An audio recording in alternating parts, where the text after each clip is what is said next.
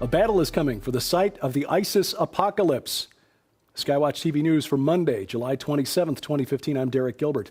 Turkey has announced plans to create an Islamic State-free zone inside northern Syria. Now, this zone would be about 40 miles deep and run along a 68-mile stretch of the border between Turkey and Syria.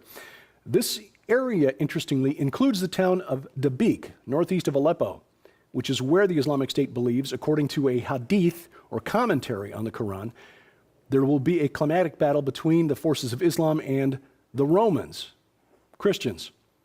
At this battle, a third of the Islamic soldiers would run away, never to be forgiven. A third would fall in the battle to be glorious martyrs, and the remaining third would be victorious and then go on to Constantinople, presumably to reestablish the caliphate.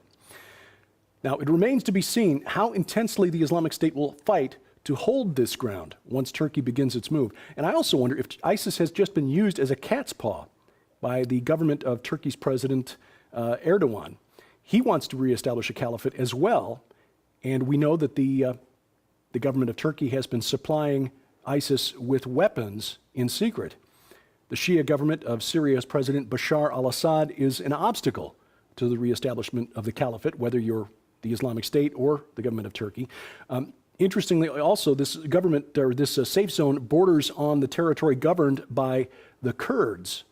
And Turkey, as I mentioned last week, has a very strong interest in wanting to prevent the establishment of an independent Kurdish state on its border. In fact, while the Turkish Air Force has been launching airstrikes against Islamic State targets inside Syria, it has also been striking targets in Kurdish territory in northern Iraq. Meanwhile, Israel admits that it's been supporting rebels inside Syria. They've been offering medical assistance to Syrian rebels fighting against the government of Bashar al-Assad on the Syrian side of the border with the Golan Heights. Defense Minister Moshe Yaalon said the assistance comes with two conditions. First of all, they can't be too close to the Israeli border, and secondly, they have to leave the Druze population in Syria alone. Now, the Druze are a religion that is it combines elements of Judaism, Christianity, Hinduism, Buddhism, Pythagoreanism, Neoplatonism, Ismailism, which is a subset of Shia Islam. But there is a significant Druze population in northern Israel, and they have some political clout. So the Israelis would like to protect their relatives across the border in Syria. The question raised when you look at Israeli support for Syrian rebels is whether any Islamic rebel group, jihadist group, ever keeps its guns turned in the direction that you want. For example, I turn you to the Taliban or to the Islamic State, both groups creations of Western intelligence who have gone rogue. We may be approaching the day, just looking at the political situation in and around Syria, where fulfillment of Isaiah's prophecy of Damascus becoming a ruinous heap, Isaiah 17:1, looks more and more like a near-term fulfillment. Speaking of Israel, Jonathan Pollard is to be released by the United States government. Pollard is a former U.S. Navy intelligence officer who was convicted in 1985 and sentenced to life in prison for passing hundreds of classified documents to Israel.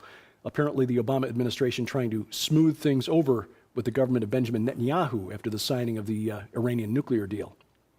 Orthodox Jews in Israel are calling for the immediate construction of the third temple on the Temple Mount. Over the weekend, Tisha B'Av, which lasted from sundown Saturday to sundown last night, an annual day of fasting and mourning the destruction of the first and second temples. On Saturday night, thousands marched around the walls of the old city of Jerusalem, calling for enforcement of Israeli sovereignty on the Temple Mount.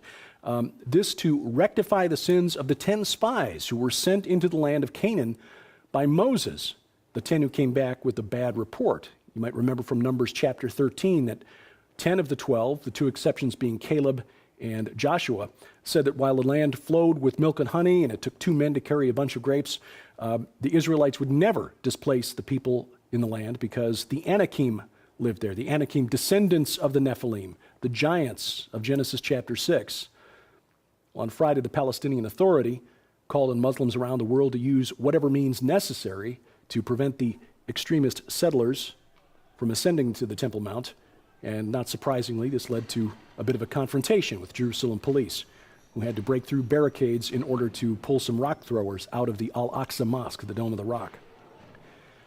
Elsewhere in the world, China going back into the tank. The rally on the Chinese stock exchanges that we reported on a couple of weeks ago, prompted by government intervention in the markets, have apparently fizzled.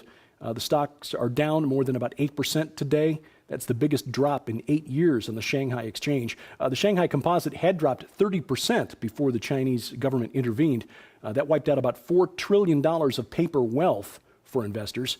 On July 8th, the Chinese government stepped in and allowed 1,400 companies, more than 1,400, to stop trading altogether. They also threatened to arrest traders who were short selling on the market, which apparently instilled some short-term confidence. This while China launches another investment bank. I told you recently about the Asian Infrastructure Investment Bank, launched with over 50 other nations. They held a signing ceremony for the new bank in Beijing a couple of weeks ago. The new bank will be based in Shanghai, is dedicated to the emerging economies of the BRICS nations. That's Brazil, Russia, India, China, and South Africa. The BRICS nations represent about 40% of the world's population. Russia and China especially see the BRICS Bank as an alternative to the World Bank and the International Monetary Fund, both of which are dominated by the United States. The BRICS Bank should begin operations either later this year or early next. The Satanic Temple, once again proving its ability to get into the news, and we're guilty because we're talking about them now, unveiled its statue of Baphomet over the weekend in Detroit. They'd hoped to make it the largest satanic gathering ever, but protests forced them to have their unveiling ceremony in secret. They hope to eventually install this statue on the grounds of the Arkansas State House, where a privately funded monument to the Ten Commandments currently sits. We shouldn't be surprised, though. We are in the midst, apparently, of the great falling away. We talk with Bible prophecy expert Terry James, who's got a new book called The Antichrist Chronicles that will air on the Christian Television Network Tuesday night, 9:30 p.m. Eastern Time, 8:30 p.m. Central Time, on DirecTV Channel 376, Dish Network Channel 267, the Glory Star Satellite Channel 117, and of course it streams live to the internet at the Christian Television Network's website, ctnonline.com. Now, if you can't watch it live, you can watch it later in the week. We will have it posted to our official YouTube channel, and you'll see the address here on your screen.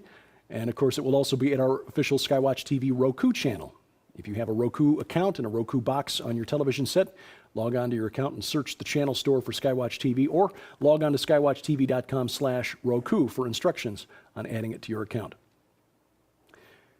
This month's issue of SkyWatch Magazine, a lot of food for thought, mind-expanding articles, edification from Doug Overmeyer, Doug Krieger, Doug Woodward, Josh Peck, who is preparing a new book about possible dangers posed by the research at the Large Hadron Collider, CERN, in Switzerland.